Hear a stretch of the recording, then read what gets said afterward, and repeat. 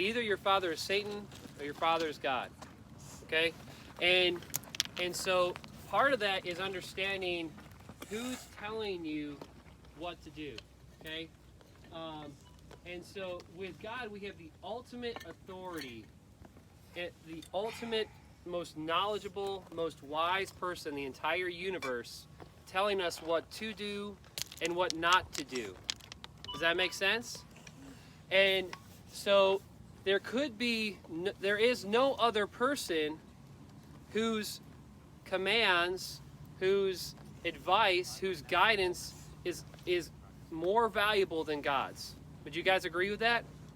Yes. So just kind of like with the litter carry, we might be telling you some rules, and before you get started, you're thinking, why are we hearing these rules? Or maybe you don't even have a bad attitude about it. Maybe you have a good attitude about it, but still you're like, I'm not really sure why they're being so particular about this. But then as things happen, as things get tougher, all of a sudden you start to see, wow, that rule makes a lot of sense.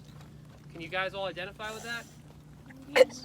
So it's the same thing in life, that God gives us rules, God gives us guidance, not because he's being arbitrary and he's trying to ruin your fun or he's trying to show that he's better than you.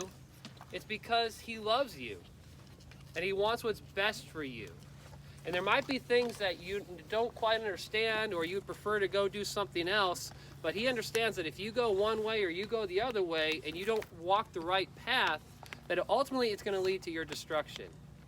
And instead of making your heavenly Father pleased, you're pleasing the Father Satan. Does that make sense?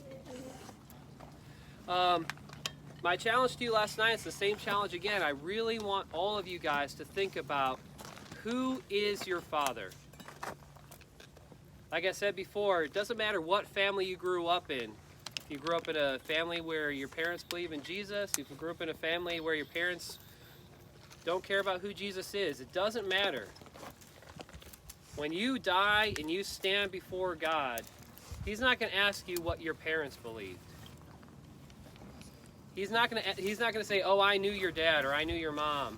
He's not going to say that. He's going to say whether he knows you. And when you look at him, either he's going to know you and you're going to be covered by Jesus, or he's not going to know you. Does that make sense? So it's a very, very important question. Meditate, think about who is your father? Who are you following? And if the answer isn't God, ask yourself why. You know, some of you might choose not to follow Jesus, and that's ultimately your decision. But I encourage you to have the courage to look that decision in the face and understand the decisions you're making. A lot of times decisions we make are decisions we just make by default because we never really think about it. So I encourage you guys all to think really hard about that, and to pray about that, and to really decide how you want to live your life and who you want to please. I can tell you from my own personal life, I am very, very happy that I have followed the Lord. And in no way am I trying to sound like I've done it perfectly. I am a very fallen person. But I have been very blessed by him, and I have so much fullness in my life. And I'm not talking about wealth. I'm not even talking about my family, which are all wonderful, incredible blessings. But knowing who I am, knowing that I am secure in his love, knowing that he loves me and that he's looking over me, knowing what the truth is, being able to go through this life and have a foundation that I can stand on, those are so valuable. And one of the things I want to talk to you guys about, just a challenge in terms of one way to maybe measure yourself is a theme of this week has been, honesty. Does that make sense? That be honest to yourself and be honest with each other. And, we can talk all about whether you're going to serve God or serve Satan, all that stuff. But one way you can quickly evaluate yourself is how are you living your life? And so, for example, if you're a type of person that's telling lies, that's a really quick way to decide, okay, if I'm lying to people, I am not serving God, serving somebody else, right? And to tell the truth all the time takes a lot of courage. And especially when you're telling the truth to people that you love. You know, you guys might get in trouble, you might do something, you might think your parents would be upset with you. Later on in life, maybe it's a boss, maybe it's your wife, a good friend.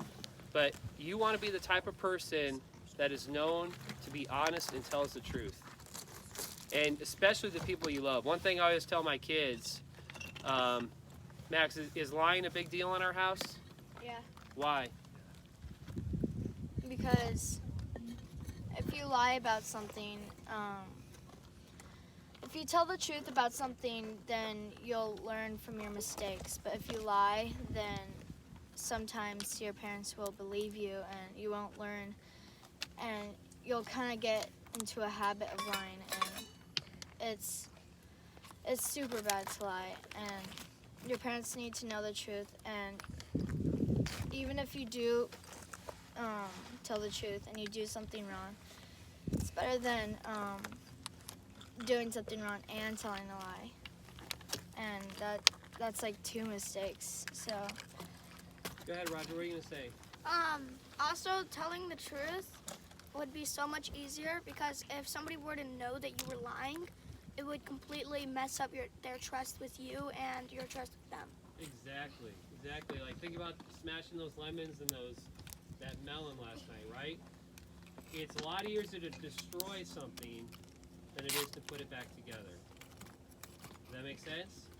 And it's the same with your integrity, and it's the same with your reputation. All it takes is one or two lies, and all of a sudden you're fighting an uphill battle. Like you're trying to bring that person and litter uphill, right? Doesn't mean you can never get your reputation back again, but one or two lies can undo hundreds of truths. Would you guys agree with that? Yeah.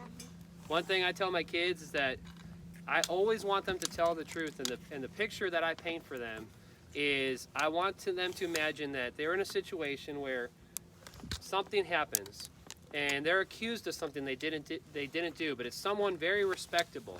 Like let's say well, I'm not going to call any of these guys out because I don't think anybody would do, but let's say somebody that's very respectable, like a good man, a man that you would never think would be dishonest, and he comes and tells me, Max did this.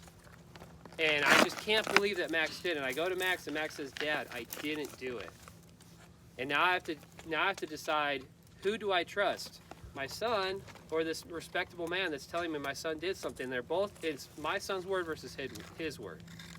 And what I tell my kids is that I want to be able to trust you so much that even if a very respectable person came to me and said that you did this, if you told me that you didn't do it, I want you to be so trustworthy that it would be easy for me to believe you. Does that make sense, guys? Because every parent, for the most part, every parent, we want to be advocates for you guys. And those people that love you in your life, they want to be advocates for you. But if I can't trust my children in a situation like that, then I can't be his advocate. So if Max had told me a lie here, a lie there, a lie here, and now I have a respectable person telling me, yeah, your son did this, it's like, man, I want to believe my son. He seems like he's telling the truth, but I can't because he's not trustworthy. That's the type of integrity that you guys should be trying to foster, that when it's a tough situation and it's your word against someone else's word, that the people that are around you, the people that love you, the people that want to go to bat for you can trust you and can advocate for you because they know you're trustworthy. Maybe maybe a situation comes up like that and your parents don't believe you or your loved one doesn't believe you. It could be because you have built a reputation that is not a good one. Could be because you told a dumb lie here and a dumb lie there, and now that reputation that is so valuable, just like smashing that lemon, it's smashed. And it's going to take a lot of work to put that together, and then the consequence is that people that love you can't trust you. So anyway, those are my challenges for this weekend. Think about who your dad is, and do your best to be honest. Build a reputation, a character of integrity, so that when you say something, people know it's true. All right? Any thoughts from you, Jim?